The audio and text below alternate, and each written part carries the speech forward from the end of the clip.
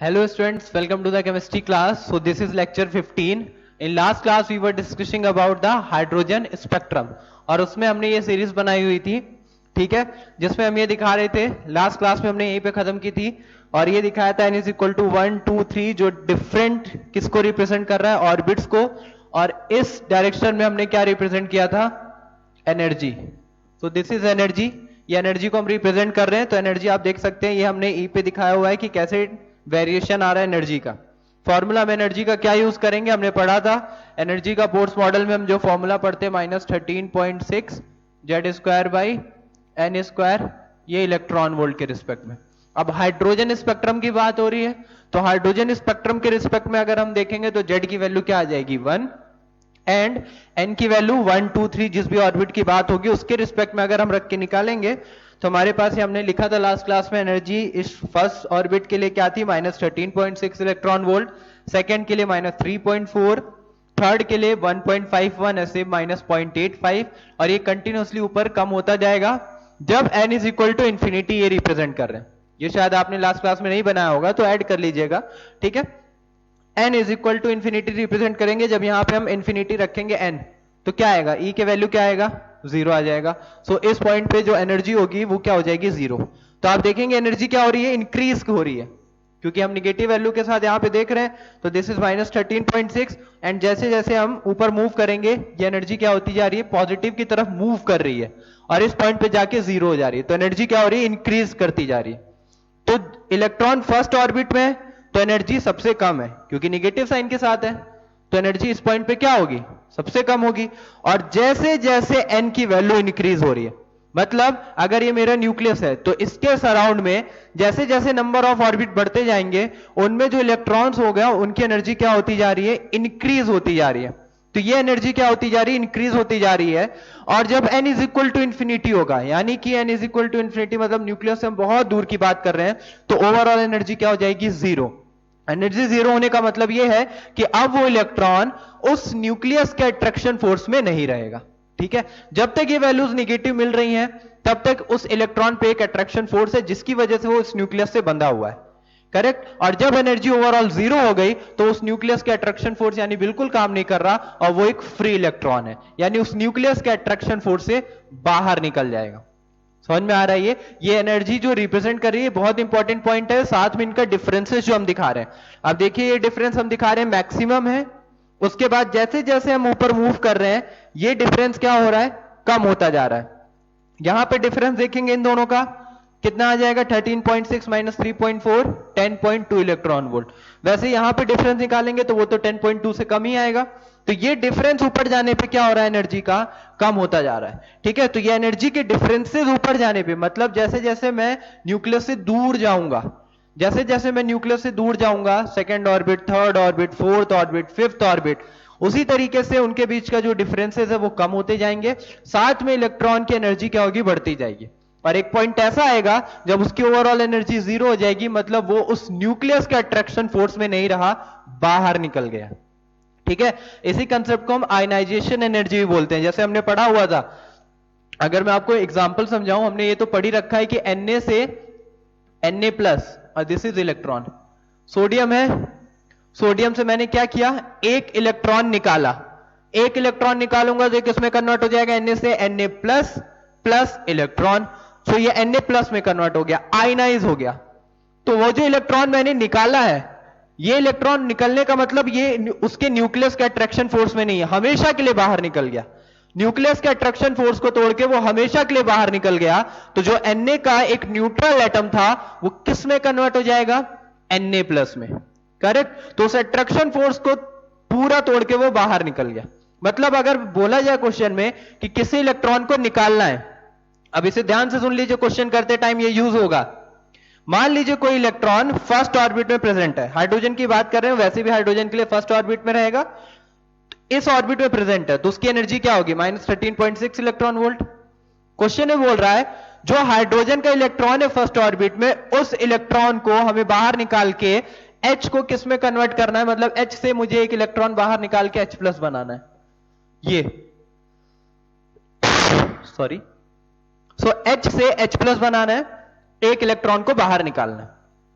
तो जो ये इलेक्ट्रॉन फर्स्ट ऑर्बिट में, इसको हमेशा के लिए बाहर निकालना है, न्यूक्लियस के अट्रैक्शन फोर्स से बहुत दूर भेज देना है, ताकि न्यूक्लियस के अट्रैक्शन फोर्स में बंधा ना रहे।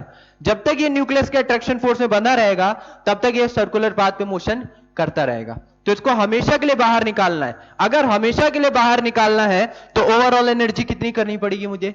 0। और अगर मुझे एनर्जी 0 करनी है, एक इलेक्ट्रॉन है जिसकी एनर्जी -13.6 इलेक्ट्रॉन वोल्ट है, जो इस फर्स्ट ऑर्बिट में है, और मुझे उसकी ओवरऑल एनर्जी 0 करनी है, तभी वो ओवरऑल उसके न्यूक्लियस फोर्स से बाहर निकल जाएगा। तो उस केस में मुझे उसको कितनी एनर्जी प्रोवाइड करनी पड़ेगी? भाई इलेक्ट्रॉन तो फर्स्ट ऑर्बिट में है ना, फर्स्ट ऑर्बिट में वो उसके न्यूक्लियस फोर्स से बाउंडेड है। अब उस इलेक्ट्रॉन को मुझे कुछ एनर्जी प्रोवाइड करनी पड़ेगी, तभी वो उसके अट्रैक्शन फोर्स के तोड़ के बाहर निकलेगा। करेक्ट? तो उस इलेक्ट्रॉन को ओवरऑल मुझे बाहर निकालना है, तो कितनी एनर्जी देनी पड़ेगी? तो इतनी एनर्जी देनी पड़ेगी प्लस के साथ, यही होगा भाई। उसके पास -13.6 इलेक्ट्रॉन वोल्ट एनर्जी है और उसको मैं +13.6 इलेक्ट्रॉन वोल्ट एनर्जी दे दूं, तो उसकी ओवरऑल एनर्जी हो जाएगी 0, यानी वो उसके न्यूक्लियस के अट्रैक्शन फोर्स को तोड़ के बाहर निकल जाएगा और जो एटम है वो आयनाइज हो जाएगा। करेक्ट? तो इस पॉइंट पे पहुंचने के लिए, मतलब अगर E 0 कर दिया गया, उसकी कोई एनर्जी नहीं है, मतलब वो न्यूक्लियस के किसी भी अट्रैक्शन फोर्स से नहीं बंधा हुआ। ये जो नेगेटिव साइन यहां एनर्जी के हैं, ये यही रिप्रेजेंट करते हैं कि जो इलेक्ट्रॉन है वो एटम की न्यूक्लियस से बंधा हुआ है और एक सर्कुलर पाथ पे मोशन कर रहा है, एक अट्रैक्शन फोर्स को ये रिप्रेजेंट कर रहा है। तो यहां पे सबसे ज्यादा अट्रैक्शन फोर्स है, निगेटिव के साथ सबसे बड़ी वैल्यू है, निगेटिव के साथ अगर मैं बोलूं, फिर धीरे धीरे पॉजिटिव की तरफ मूव करती जा रही है, तो अट्रैक्शन फोर्स कम होता जा रहा है, निगेटिव के साथ वैल्यू कम हो रही है और पॉजिटिव की तरफ मूव कर रही है, तो उसकी एनर्जी बढ़ती जा रही है, बढ़ती जा रही है, बढ़ती जा रही है, अट्रैक्शन फोर्स कम होता जा रहा है। जब वो यहां पे पहुंच जाएगा, ये n इंफिनिटी का है, तो पहला ये फर्स्ट ऑर्बिट, ऑब्वियस सी बात है कि न्यूक्लियस के सबसे पास में कौन से इलेक्ट्रॉन होंगे? जो फर्स्ट ऑर्बिट में होंगे। जैसे जैसे मैं दूर जाऊंगा n = 2 आएगा, देन n = 3 आएगा।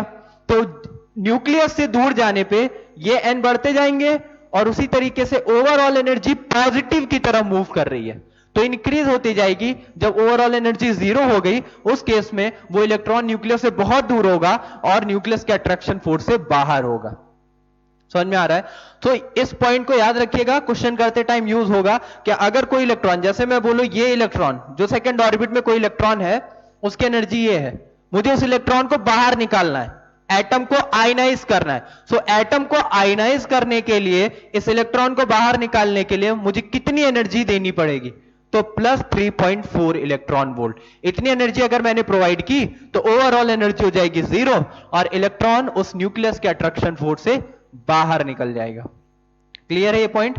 ठीक है, तो ये हमने सीरीज बनाई थी, उसमें हमने ये देखा था कि इलेक्ट्रॉन ग्राउंड स्टेट में है, ग्राउंड स्टेट से अगर उसको बाहर से एनर्जी मिली तो किसी एक्साइटेड स्टेट में जाएगा, बट वो अपनी एक्साइटेड स्टेट में रह नहीं सकता ज्यादा देर, उसको अपनी ग्राउंड स्टेट में वापस आना है।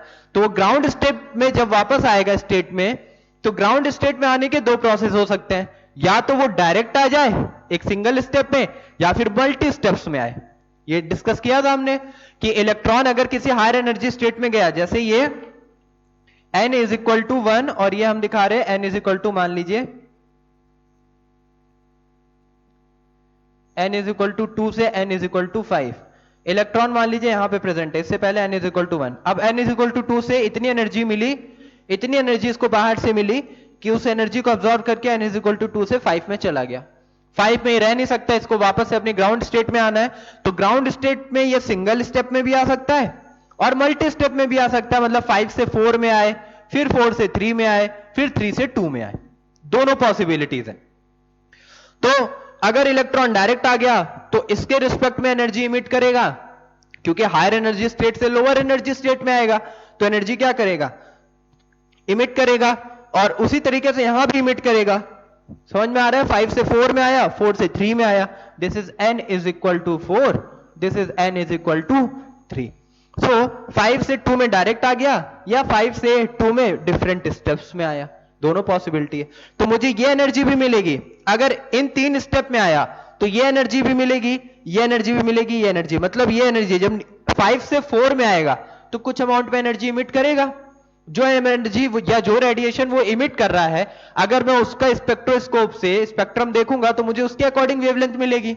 मैं इसको एनालाइज करूंगा जब वो 4 से 3 में आया, तो इसके अकॉर्डिंग मुझे लैम्डा मिलेगा, और 3 से 2 में एनालाइज करूंगा तो इसके अकॉर्डिंग लैम्डा मिलेगा, और डायरेक्ट 5 से 2 में आ गया तो उसके एनर्जी का डिफरेंस निकाल के मैं लैम्डा कैलकुलेट कर सकता हूं। वो लैम्डा कैलकुलेट करने के लिए हमने पढ़ा था रेडबर्ग कांस्टेंट का डेरिवेशन, जिसमें हमने लैम्डा पढ़ा था 1 by lambda is equal to R, और साथ में 1 by n1 square minus 1 by n2 square. Clear?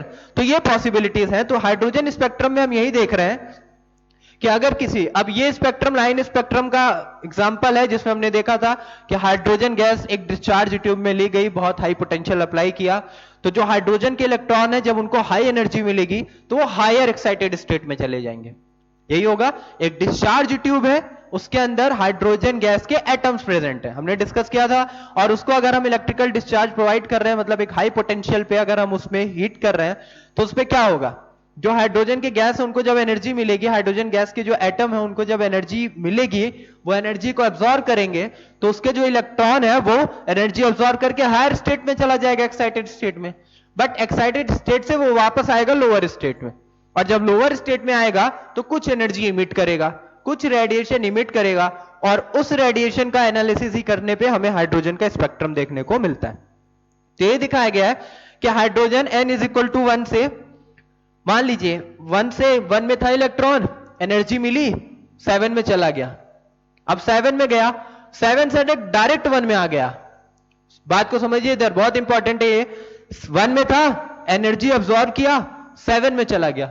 अब क्या है इसके पास ऑप्शन, दो रास्ते हैं, या तो सिंगल स्टेप में आए, अगर 7 से सिंगल स्टेप में 1 में आया तो सीधा ये वाली एनर्जी का डिफरेंस देखने को मिलेगा, तो जो लैम्डा मिलेगा वो लैम्डा क्या होगा, लाइमन सीरीज का लैम्डा, उसको बोलेंगे लाइमन सीरीज का लैम्डा। बाकी ऑप्शन क्या है, 7 से 6 में आ सकता है, अब अगर 7 से 6 में आया तो कौन सा मिलेगा, हम्फ्री सीरीज का लैम्डा मिलेगा, ठीक है, या फिर 7 से 5 में आ सकता है, 7 से 5 में आएगा तो कौन से सीरीज का लैम्डा मिलेगा, पी फंड का, अगर हम 7 से 5 का देखें, 7 से 5 का, 6 से 5 में आ सकता है, 6 से 5 में आया तो पी फंड का, मतलब ये सारी लाइंस पॉसिबल हैं। समझ में आ रहा है ना?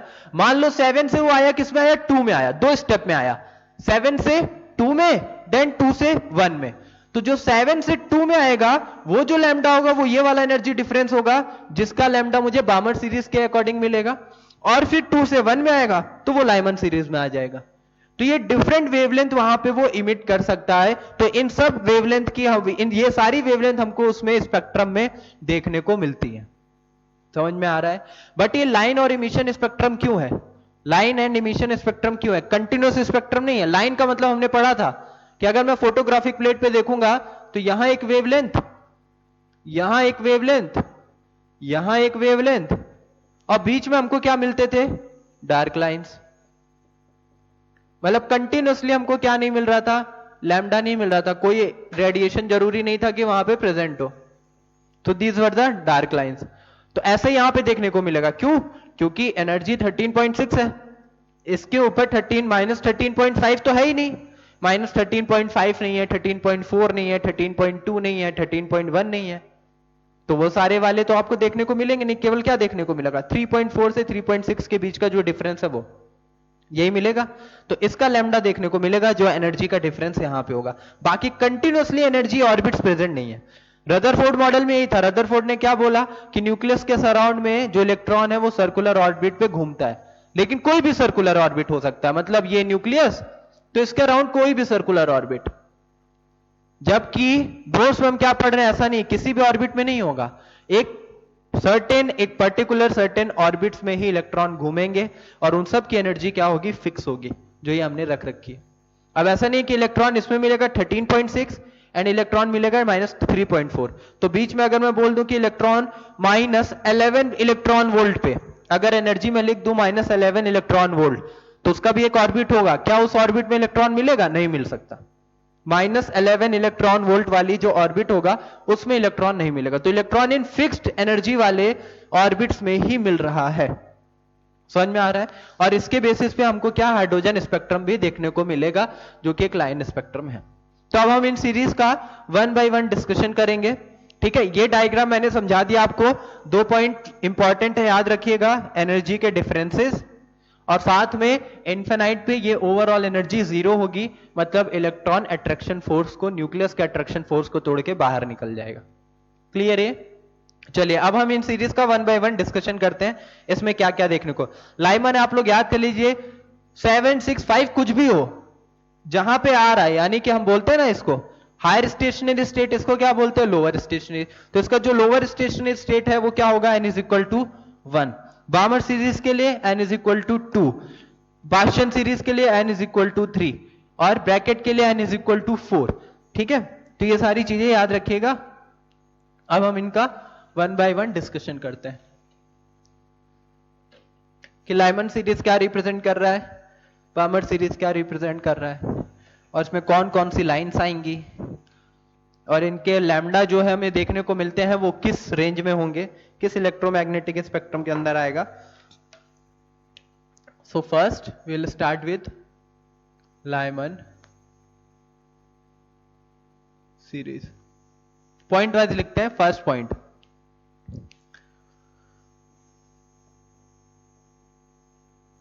it is the first spectral series of hydrogen spectrum. It is the first spectral series of hydrogen spectrum. Second, it was found in the ultraviolet, sorry,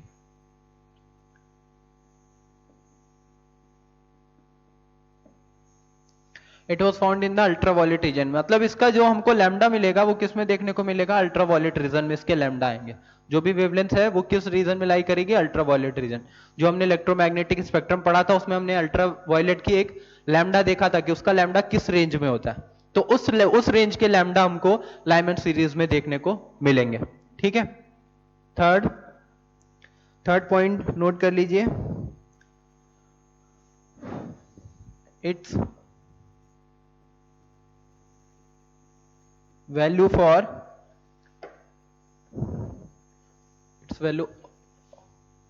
of n1 is equal to 1 and n2 is equal to 2 3 4 dash ये हो जाएगा। Fourth point, 1 by lambda calculate करेंगे तो क्या आएगा, 1 by lambda is equal to r 1 upon n1 square minus 1 upon n2 square. यहां पे मैं फिर बता रहा हूं फॉर्मूले में क्या होता है, जेड का होता है, तो जेड का स्क्वायर होता है। तो जेड का स्क्वायर नहीं लिख रहे हैं क्योंकि हाइड्रोजन स्पेक्ट्रम की बात हो रही है, लेकिन क्वेश्चन में अगर हाइड्रोजन नहीं है तो वहां पे जेड की वैल्यू रखी जाएगी। Clear?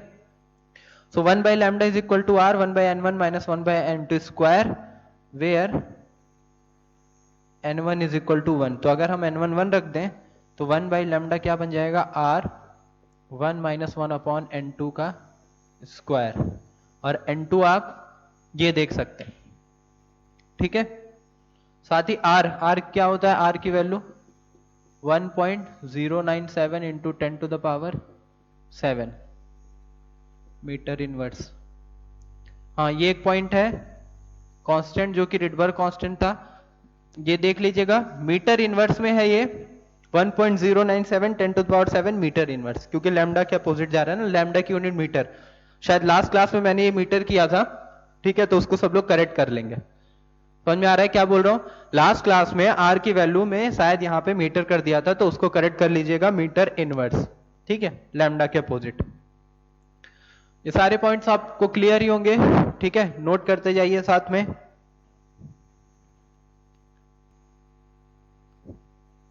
Next fifth point,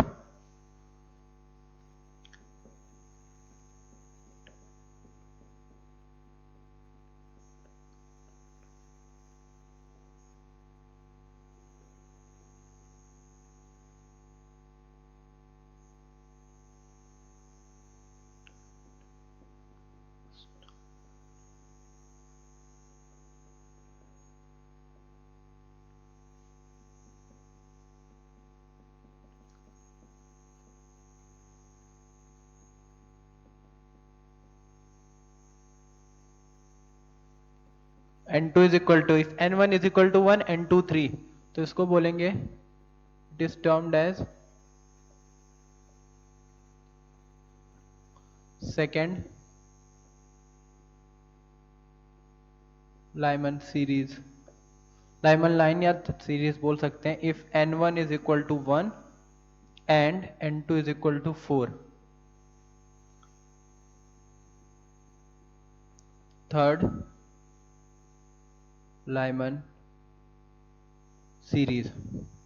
So this is first Lyman series, this is second Lyman series, this is third Lyman series.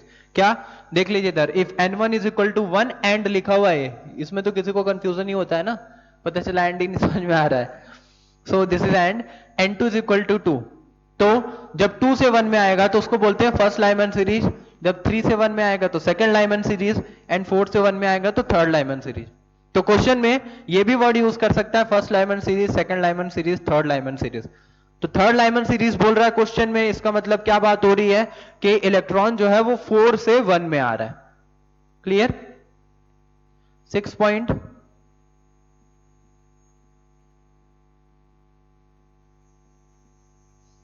Marginal line, और इसको एक और नाम देते हैं हम, उसको हम बोलते हैं लिमिटिंग लाइन के साथ। सो फॉर मार्जिनल लाइन और लिमिटिंग लाइन,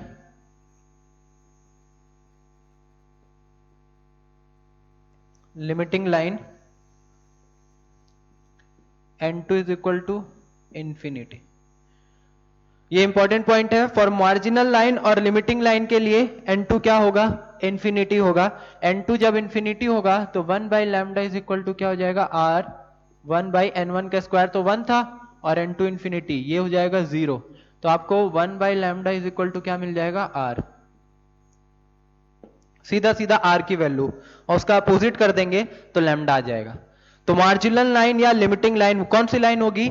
जब इलेक्ट्रॉन इंफिनिटी, समझ रहे हैं, इंफिनिटी n2 जो हमने दिखाया था डायग्राम में, n2 इंफिनिटी से सीधा सीधा 1 में आ रहा है। तो n2 इंफिनिटी और n1 तो इसका फिक्स रहेगा, लाइमन सीरीज की बात हो रही है, कितना होगा?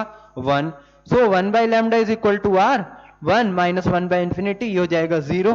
सो लैम्डा यहां से सीधा क्या मिल जाएगा? 1 अपॉन r। क्लियर सबको?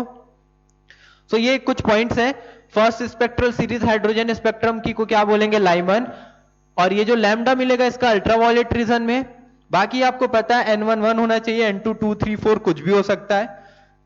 ये दिखाया गया लैम्डा कैलकुलेट करने के लिए जो हमने रिडबर्ग कांस्टेंट वाला इक्वेशन यूज किया था, वो यहाँ पे n1 तो 1 ही रहेगा, तो 1 माइनस 1 अपॉन n2 का स्क्वायर। r की वैल्यू ये मैंने बताया, ये हो जाएगी साथ में मीटर इनवर्स के साथ।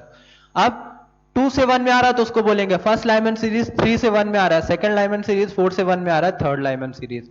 और मार्जिनल लाइन या लिमिटिंग लाइन वो लाइन होती है जब इलेक्ट्रॉन इंफिनिटी से 1 पे आ रहा है, तो उस केस में लैम्डा क्या हो जाएगा? सीधा सीधा 1 बाई लैम्डा r, या फिर लैम्डा क्या हो जाएगा? 1 अपॉन r। क्लियर सबको? तो नोट कर लीजिए सब लोग जल्दी से, ये हो गई हमारी फर्स्ट लाइमन सीरीज। कुछ इंपॉर्टेंट पॉइंट है, n1 तो आपको पता ही है 1 रखा जाएगा लाइमन के लिए, ये याद रखिएगा कि अल्ट्रावायलेट रीजन में देखने को मिलता है। और ये पॉइंट याद रखिएगा, मार्जिनल लाइन या लिमिटिंग लाइन के लिए n2 क्या हो जाएगा? इंफिनिटी। नोट कर लीजिए सब लोग जल्दी से। देन हम बात करेंगे सेकेंड पॉइंट की, सेकेंड सीरीज की, जो हमारी क्या होगी? बार्मर सीरीज।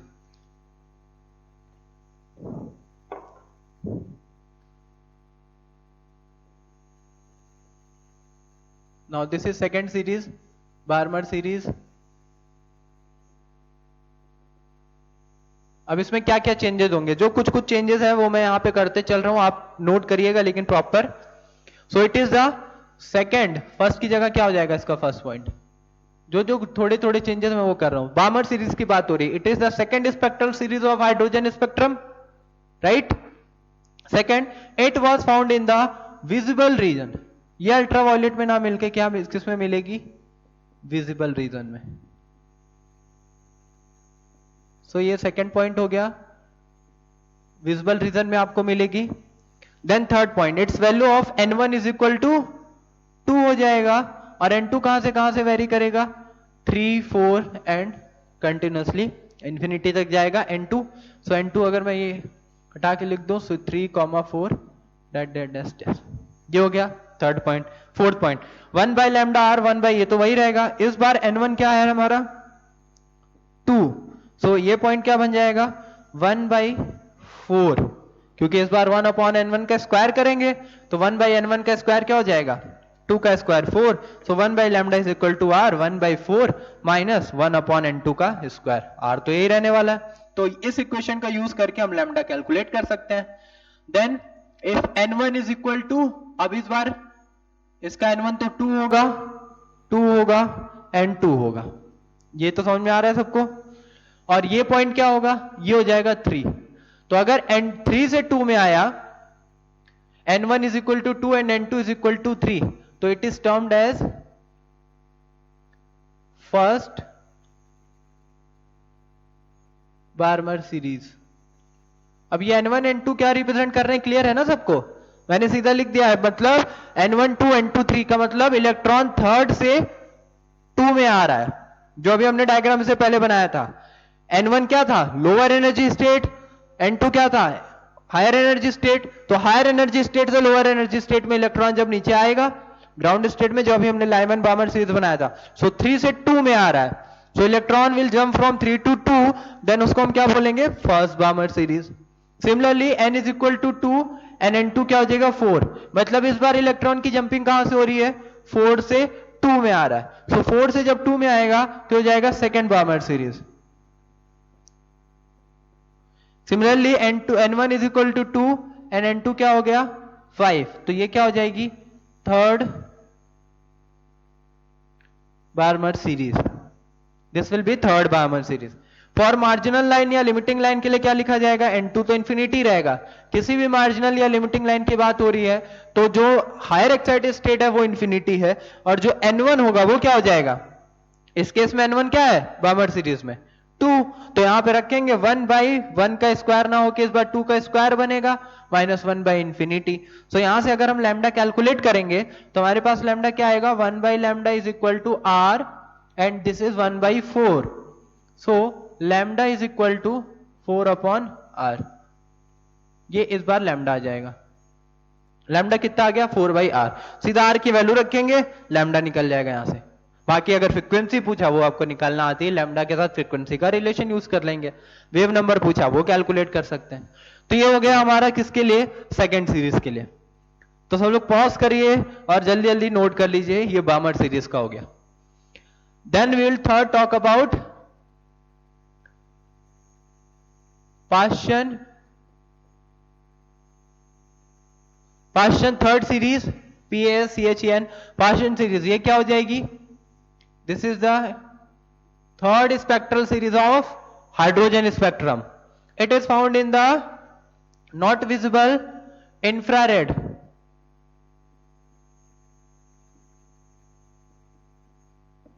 ये पॉइंट्स बहुत इंपॉर्टेंट है जो अभी हम सेकंड वाला डिस्कस कर रहे हैं। क्वेश्चन करते टाइम कभी कभी आपको लाइमन बार्मर पाश्चन ना बोल के ये बोल देता है कि हाइड्रोजन स्पेक्ट्रम में जो लैम्डा मिल रहा है वो हमको विजिबल रीजन का मिल रहा है। तो अगर क्वेश्चन में बोला कि जो लैम्डा है वो विजिबल रीजन का मिल रहा है, तो आपको तुरंत आइडिया लगना चाहिए कि मतलब कौन सी सीरीज की बात हो रही है, बार्मर सीरीज की बात हो रही है, क्योंकि बार्मर सीरीज का जो लैम्डा होगा वही विजिबल रीजन में मिलेगा। अगर क्वेश्चन में बोल रहा है कि जो लैम्डा हमको मिल रहा है, इलेक्ट्रॉन हायर स्टेट में गया और हायर स्टेट से जंप करके लोअर स्टेट में आया, वो एक एनर्जी इमिट कर रहा है, जो एनर्जी वो इमिट कर रहा है उसका जो लैम्डा है वो अल्ट्रा वायलेट रीजन का है, तो इसका मतलब किस सीरीज की बात हो रही होगी, लाइमन सीरीज की बात हो रही होगी। क्लियर हो रहे हैं ये पॉइंट, ठीक है। सो ये पॉइंट इंपॉर्टेंट है, infrared region. Its value of n1 is equal to 3 and n2 is equal to 4 5 dash dash dash, ठीक है, ये हो जाएगा। Then 1/λ r 1/n1 minus 1/n2 square, n1 इस बार क्या हो जाएगा 3 हो जाएगा, 1/λ ये 3 का स्क्वायर बनेगा n1, this is 9, so r 1/9 minus 1/n2 का स्क्वायर हो जाएगा ये। देन r की ये वैल्यू हो गई। फिफ्थ पॉइंट में हम बात करेंगे, तो इस बार n1 हो गया 3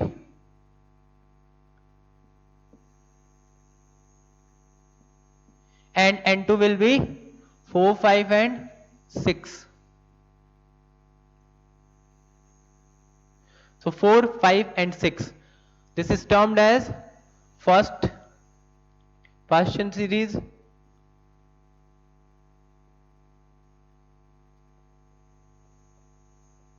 this is second,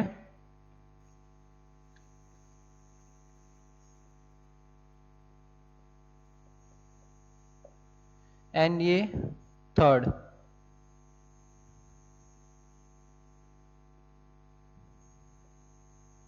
this is third partial series. Clear सबको? मार्जिनल लाइन लिमिटिंग लाइन के लिए यही रहेगा, दिस विल बी 3 का square, this will be 9 and lambda is equal to 9 upon R. क्लियर सबको?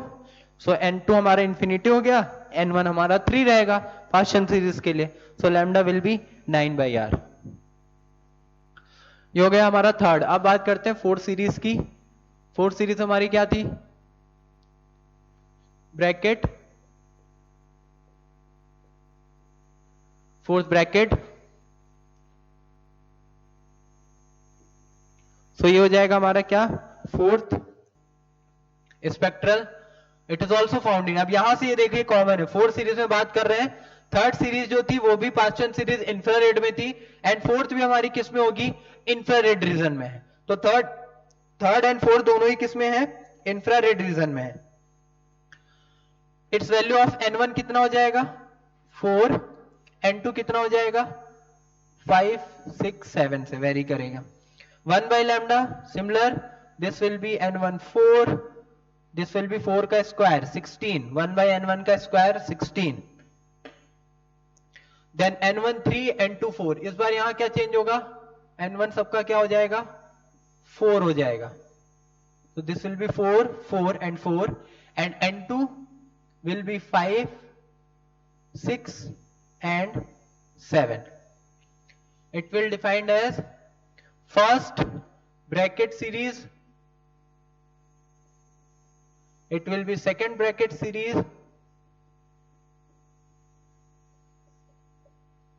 and this will be third bracket series. Marginal line limiting line के लिए दिस विल बी 4 का square and will get 16, so lambda will be 16/r। ठीक है, check कर लीजिएगा सब लोग, कोई पॉइंट छोटा नहीं है ना। n1 4 रहेगा, ये 16 हो गया, बाकी 4 4 4 5 6 7, मार्जिनल लाइन के लिए 4 का square 16, so lambda will be 16/r। So this was the fourth Brackett series. Now fifth, गलतियां मत करिएगा कोई लोग, सब लोग अच्छे से नोट करिएगा, ठीक है? इंपॉर्टेंट पॉइंट है, इस पे अभी हम क्वेश्चन बहुत अच्छे करने वाले हैं, वहां बहुत ढेर सारे क्वेश्चन है जो बोर्ड्स मॉडल हाइड्रोजन स्पेक्ट्रम पे दोनों पे होंगे, ठीक है? फिफ्थ सीरीज हमारी क्या थी? P fund. It is the fifth spectral line, it is also found in the infrared reason, ये भी पॉइंट सही है। अब आगे की जो भी मिलेगी, पी फंड के बाद हेम्फ्री सीरीज है, वो भी किस में रहेगी? इंफ्रारेड रीजन में। तो फर्स्ट हमने स्टार्ट की थी अल्ट्रावायलेट रीजन से, सेकंड जो थी हमारी विजिबल रीजन में थी, and third fourth fifth six ये सब किस में होंगे? इंफ्रारेड रीजन में। So n1 will be 5 and this will be 6 7 dash dash dash, n1 is equal to 5, यहां वैल्यू पुट करेंगे तो आ जाएगा कितना? 25, then n1 is equal to 5 5 and 5, ये हो जाएगा आपका 6, ये हो जाएगा 7 and this will B 8।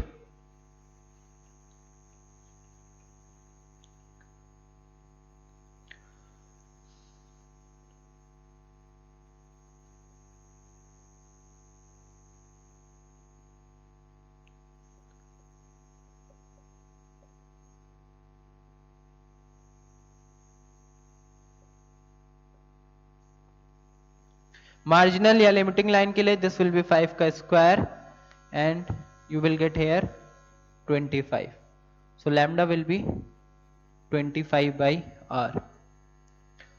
P fund fifth series spectral line की इंफ्रारेड रीजन में n1 5 होगा, ये 5 की वैल्यू रख के लैम्डा कैलकुलेट करेंगे, और 6 to 5 आया तो फर्स्ट, 7 to 5 आया तो सेकंड, 8 to 5 आया तो थर्ड। मार्जिनल लाइन या लिमिटिंग लाइन के लिए n2 इंफिनिटी और n1 हो जाएगा 5 का square, so lambda will be 25/r। Clear सबको? लास्ट हम फ्री में आपके लिए छोड़ रहा हूं, कर लेंगे ना सब लोग? सबको क्लियर है? n1 की वैल्यू फिक्स है, बाकी सेम पॉइंट्स आपको लिखने हैं। हम फ्री के लिए क्या लिखेंगे? ये बन जाएगा 6 स्पेक्ट्रल सीरीज। ये पॉइंट क्या होगा? इंफ्रारेड रीजन में ये मिलेगा, मैंने बोला कि सेम रहेगा। देन n1 क्या हो जाएगा? 6 हो जाएगा, n2 7 8 हो जाएंगे। वैल्यूज रख दीजिएगा n1 की। और फर्स्ट लाइफ सीरीज क्या बनेगी, सेकंड क्या बनेगी, थर्ड क्या बनेगी, वो आप कर ही सकते हैं। एंड देन यहां से आपका मार्जिनल लाइन भी निकल जाएगा। क्लियर सबको? तो वो कर लीजिएगा। चलिए अब इसको रफ करते हैं।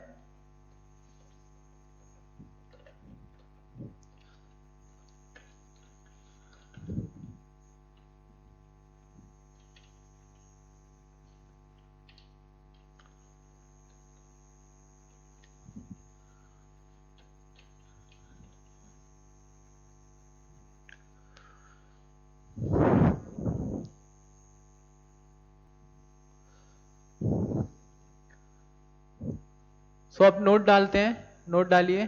कुछ पॉइंट्स इसमें लिखते हैं हम। जैसे फर्स्ट पॉइंट,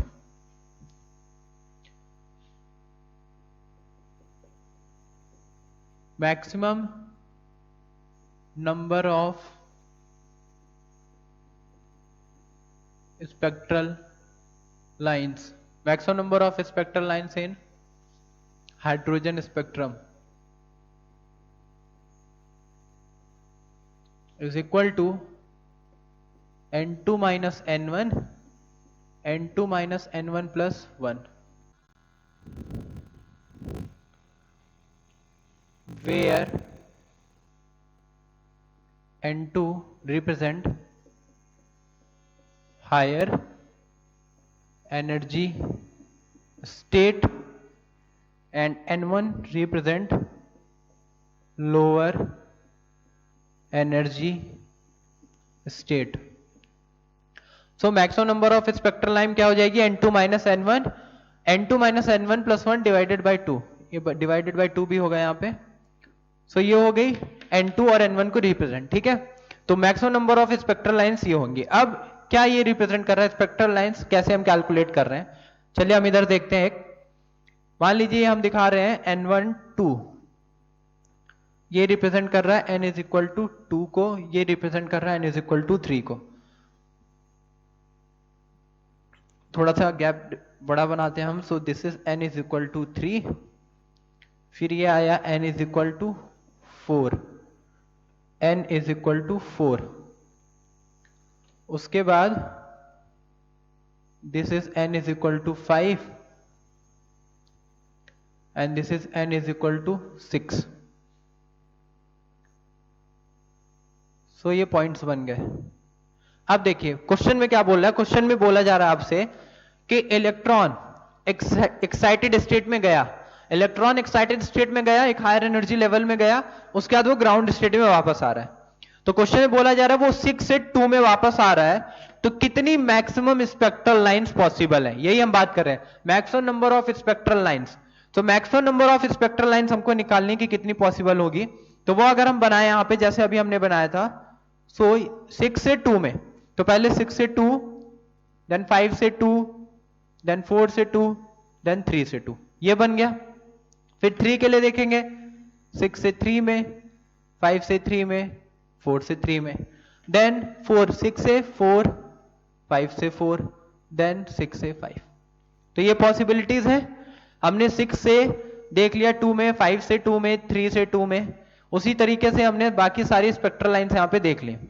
करेक्ट? अब 6 से 2 में आ रहे, किस सीरीज की होगी ये? बार्मर सीरीज की होगी। लाइमन सीरीज के लिए n1 क्या होना चाहिए? 1 होना चाहिए।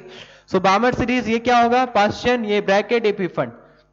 तो total spectral lines, total spectral lines कितनी हो गई हमारे पास? 10 हुई। 4 ये, 3 ये, 4 + 3 7 + 2 + 1, तो ये हो गई 10। अब इसी चीज को हम इस फॉर्मूले से कैलकुलेट करेंगे, क्योंकि हमेशा एग्जाम में तो हम ऐसे डायग्राम बनाते नहीं बैठेंगे। सो n2 - n1, तो अगर मैं इसी चीज को फॉर्मूले में रखूं, सो n2 हम किस स्टेट से किस स्टेट की बात कर रहे हैं? 6 से 2 की बात कर रहे हैं। सो हम लिखेंगे 6 - 2 एंड 6 - 2 + 1 डिवाइडेड बाय 2। इसको अगर हम सॉल्व करेंगे कितना आ जाएगा 6 माइनस 2 4, ये 6 प्लस 1 7 माइनस 2 5 डिवाइड बाई 2 यानी 20/2 which is equal to 10। Clear सबको समझ में आया? तो ये नोट का फर्स्ट पॉइंट है, maximum number of spectral line in hydrogen spectrum n2 minus n1 n2 minus n1 plus 1 divided by 2। n2 higher energy state है, n1 लोअर एनर्जी स्टेट है। ठीक है, ये हमने एक एग्जांपल से समझा है कि इलेक्ट्रॉन अगर 6 से 2 में आ रहा है तो कितनी number of maximum spectral lines possible है, वो हमने यहाँ पे बना के भी देखा है और उस फॉर्मूले से कैलकुलेट करके भी हमारे पास 10 आ रहा है। क्लियर सबको? तो ये नोट का फर्स्ट पॉइंट था। अब इसको मैं रफ करता हूं जो मैंने यहां पे एग्जांपल लिया था।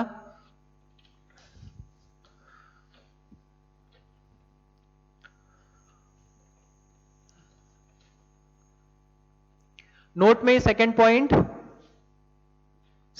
ही नोट का हम लिख रहे हैं आगे, if lower energy state is n is equal to 1।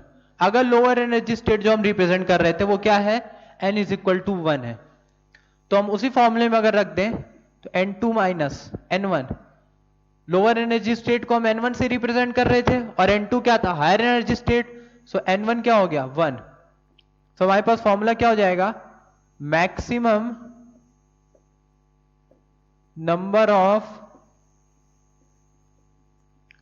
Spectral lines, maximum number of spectral lines is equal to n2 minus n1 की जगह 1, n2 माइनस n1 की जगह 1 प्लस 1, ये 1 से 1 कैंसिल आउट हो गया, सो n2 माइनस 1, या इसको हम सीधा सीधा n minus 1, sorry divided by 2 भी है, डिवाइडेड बाई 2 भी था, ये हो गया।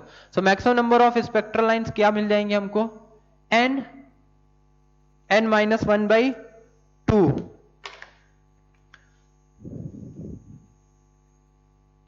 So maximum number of spectral lines will be n minus 1 by 2।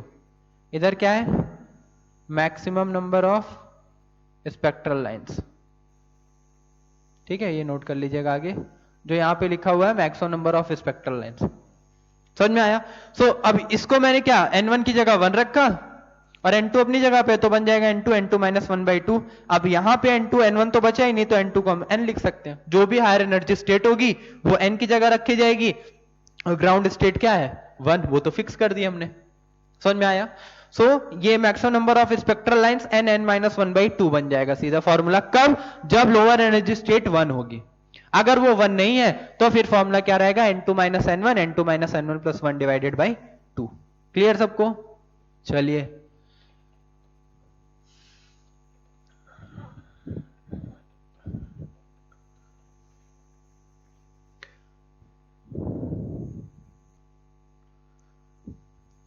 Third point, alpha line is equal to first line of any series. Similarly beta line is equal to second line of, second line क्या हो जाएगी ये किसी भी series की, तो this is the second line of any series. तो किसी भी सीरीज की ये सेकंड लाइन है, क्या रिप्रेजेंट कर रहा है अल्फा बीटा। जैसे बोला जाए, हमने पढ़ा था इससे पहले लाइमन पास्चन ब्रैकेट में कि फर्स्ट लाइन किसको बोलते हैं किसी सीरीज की, सेकंड लाइन किसको बोलते हैं, तो उन्हीं को हम अल्फा बीटा लाइन भी बोलते हैं। ठीक है, जैसे बोला जाए alpha line of Paschen series, ये मैं एग्जांपल के तौर पे आपको समझा रहा हूं। So alpha line of Paschen series बोला गया कहीं पे, alpha line of Paschen series means Paschen series की फर्स्ट लाइन की बात हो रही है। पास्चन सीरीज किस में आती है, पहली क्या होगी लाइमन, दूसरी बामर, तीसरी पास्चन। तो पास्चन के लिए अगर फर्स्ट लाइन की बात हो रही है, इसका मतलब n1 क्या होगा उसका 3 एंड n2 क्या हो जाएगा 4। जो फर्स्ट लाइन यहीं से आती है 4 से 3 में, करेक्ट, तो उसी को हम अल्फा लाइन भी बोलते हैं। क्वेश्चन में अगर लिखा हुआ है alpha line of Brackett series, तो alpha line of Brackett series का मतलब क्या होगा, ब्रैकेट सीरीज यानी सेकंड सीरीज की बात हो रही है जो लाइमन के बाद आती है। अब अल्फा लाइन की बात हो रही है यानी n1 क्या हो जाएगा 2 और n2 क्या हो जाएगा 3, करेक्ट। सो उसके बेसिस पे ये अल्फा लाइन बीटा लाइन क्या है, फर्स्ट लाइन सेकंड लाइन किसी भी सीरीज की रिप्रेजेंट कर सकते हैं, लाइमन बामर पास्चन। तो क्वेश्चन में अगर अल्फा लाइन बीटा लाइन बोला गया है तो उससे आप समझ जाइएगा कि उस सीरीज की किस लाइन की बात हो रही है। क्लियर सबको? तो ये कुछ इंपॉर्टेंट पॉइंट से नोट कर लीजिए। अब इसके आगे हम इन पे क्वेश्चंस करेंगे। रफ करूं इसको? चलिए रफ करता हूं।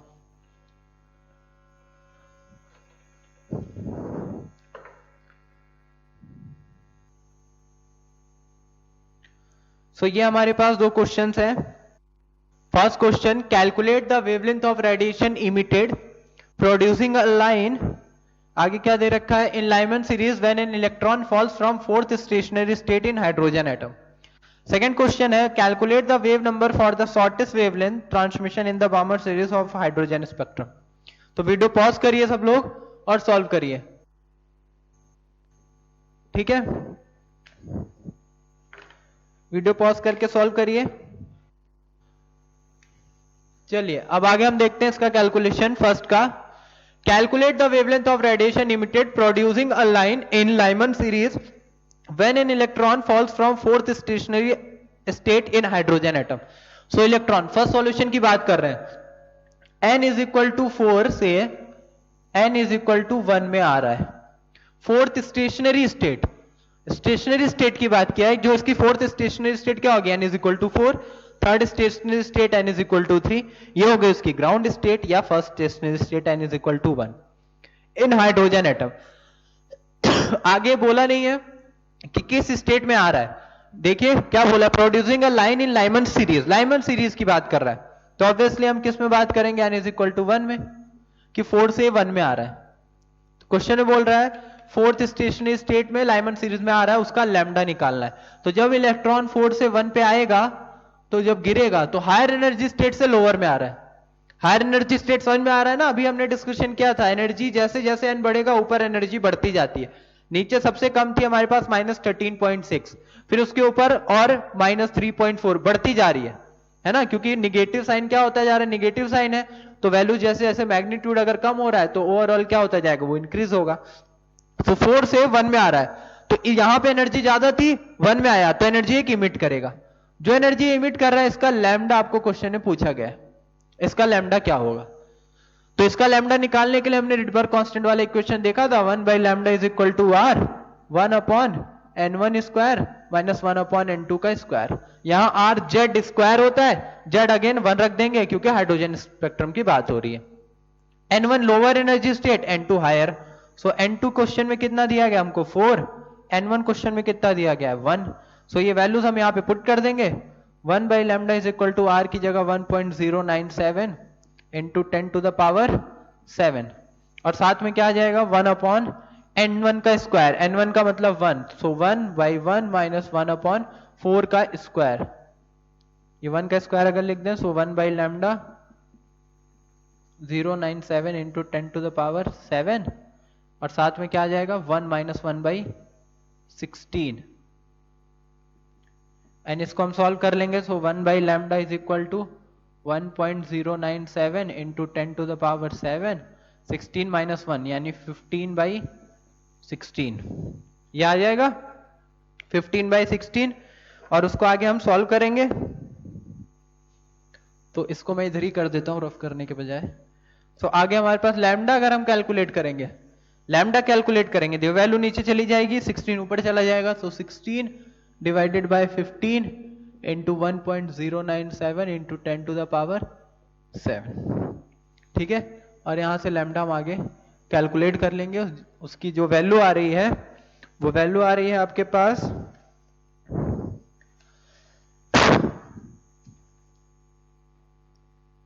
9.7 into 10 to the power -8, so lambda will be 9.7 into 10 to the power -8 इतना मीटर। ये आपका लैम्डा आ गया, किसका है ये लैम्डा, लाइमन सीरीज का। 10 की पावर -8 भी आ रहा है, देख सकते हैं 10 की पावर -8। याद करिए हमने इलेक्ट्रोमैग्नेटिक स्पेक्ट्रम में किसमें पढ़ा था, अल्ट्रावायलेट रीजन में 10 की पावर -8, फिर 10 की पावर -7 की रेज विजिबल में, फिर 10 की पावर -6 किस में चला जाता है, इंफ्रारेड में। सो 10 की पावर -8 की रेंज में आ रही है, जो कि लाइमन सीरीज को रिप्रेजेंट कर रहा है। क्लियर है सबको? सो 4 से 1 में आया इलेक्ट्रॉन, एक एनर्जी इमिट कर रहा है, वो एनर्जी का कैलकुलेशन रिडबर्ग इक्वेशन जो हमने पढ़ी थी उसकी हेल्प से हमने यहां पे कैलकुलेट कर लिया लैम्डा। चलिए अब करते हैं सेकंड क्वेश्चन।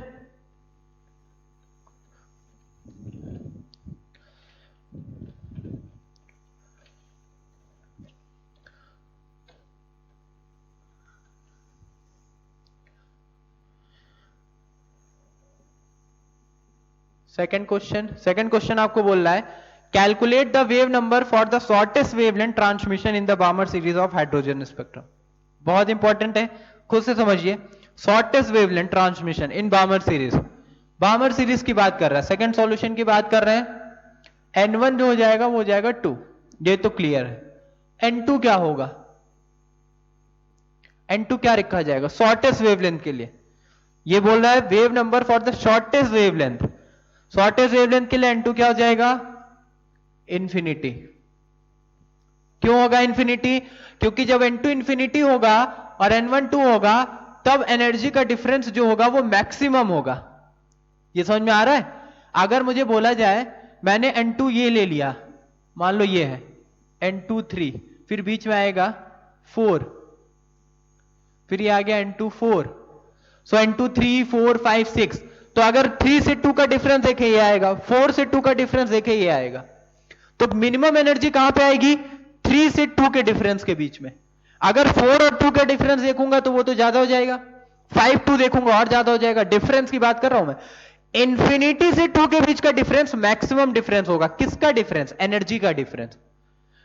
इंफिनिटी से 2 के बीच में एनर्जी का मैक्सिमम डिफरेंस होगा, और एनर्जी अगर मैक्सिमम है तो energy inversely proportional to lambda होती है, तो लैम्डा क्या हो जाएगा? मिनिमम हो जाएगा। शॉर्टेस्ट वेवलेंथ मतलब जो सबसे छोटी वेवलेंथ है, यानी लैम्डा क्या चाहिए? मिनिमम। तो अगर लैम्डा मिनिमम चाहिए तो एनर्जी क्या चाहिए होगी? मैक्सिमम। यानी जहां पे मैक्सिमम एनर्जी इमिट करेगा, जब मैक्सिमम एनर्जी इमिट करेगा तो उस रेडिएशन का जो लैम्डा होगा वो शॉर्टेस्ट होगा। सो मैक्सिमम एनर्जी कब इमिट करेगा? जब N2 इंफिनिटी से N1 2 में आएगा। क्लियर है सबको? यहां पे एनर्जी का डिफरेंस सबसे ज्यादा होगा। किसी भी और एनर्जी स्टेट से अगर इलेक्ट्रॉन आएगा उसके कंपैरिजन में अगर इंफिनिटी से 2 में आ रहा है तो ये एनर्जी डिफरेंस मैक्सिमम है। अगर एनर्जी का डिफरेंस मैक्सिमम है तो यहां से यहां आने में जो एनर्जी वो इमिट करेगा उस एनर्जी का जो लैम्डा होगा वो शॉर्टेस्ट होगा। सो शॉर्टेस्ट वेवलेंथ की बात कर रहा है, इसका मतलब अपने आप हमको क्लियर होना चाहिए कि N2 किसकी बात कर रहा है? वो इंफिनिटी की बात कर रहा है, और N1 2 की बात कर रहा है क्योंकि बामर सीरीज की बात कर रहा है। सो उसका हमें वेव नंबर कैलकुलेट करना है। सो वेव नंबर का ही फॉर्मूला हमने रिडबर्ग कांस्टेंट से ही पढ़ा था, 1/r 1/N1 square minus 1/N2 का स्क्वायर। क्लियर? ये यहां पे 3 लिखा हुआ है, ये 4, उस तरीके से हम दिखा रहे थे N2 इंफिनिटी से। So this energy gap will be maximum. इसको मैं इधर लिख देता हूं साइड में, ठीक है? फॉर N2 इंफिनिटी टू 2, जब 2 इंफिनिटी से 2 आ रहा है, so energy difference will be maximum, और जब एनर्जी का डिफरेंस मैक्सिमम है तो लैम्डा शॉर्टेस्ट हो जाएगा। तो N2 इंफिनिटी हो जाएगा, वैल्यूज रख दीजिए, R N1 की जगह 2 का स्क्वायर, N2 की जगह infinity, so V R by 4। ये आ गया, ये आंसर हो गया आपका। वेव नंबर निकालना था, R की वैल्यू रखनी है तो वैल्यू रख दीजिए, 1.097 10 to the power 7 divided by 4। This will be metre inverse. ये आपका आंसर हो जाएगा। क्लियर सबको? अब देखिए इसमें N1 N2 कुछ भी डिफाइन, N1 तो चलो आपको पता चल जाएगा, बामर सीरीज की बात हो रही है तो N1 2 हो जाएगा, लाइमन के बाद की सीरीज की बात हो रही है। सो शॉर्टेस्ट वेवलेंथ की बात किया है तो N2 इंफिनिटी। ये आपको खुद से अंडरस्टैंडिंग डेवलप करनी है कि शॉर्टेस्ट वेवलेंथ मतलब मैक्सिमम एनर्जी चाहिए। मैक्सिमम एनर्जी कब इमिट करेगा? जब वो N2 इंफिनिटी से N1 2 में आएगा, क्योंकि वहां पे एनर्जी का डिफरेंस मैक्सिमम होगा। क्लियर सबको? ठीक है, चलिए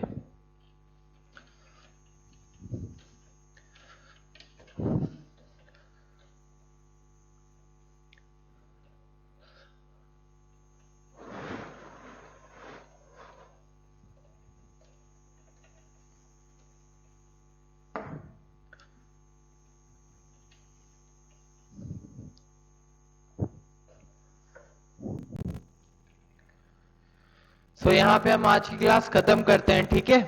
देन नेक्स्ट क्लास में हम इसके बेस पे सारे क्वेश्चंस करेंगे, लाइक बोर्स मॉडल जो हमने पढ़ा था और साथ में हाइड्रोजन स्पेक्ट्रम, क्योंकि ये बहुत इंपॉर्टेंट पार्ट है और मैक्सिमम क्वेश्चन करने की क्वेश्चंस की प्रैक्टिस इंपॉर्टेंट है यहाँ पे। बाकी आप ये फॉर्मूले याद रख के कुछ काम नहीं होने वाला। क्लियर सबको? तो नेक्स्ट क्लास में हम इस पे सारे क्वेश्चन करने वाले हैं। Okay okay, thank you, bye.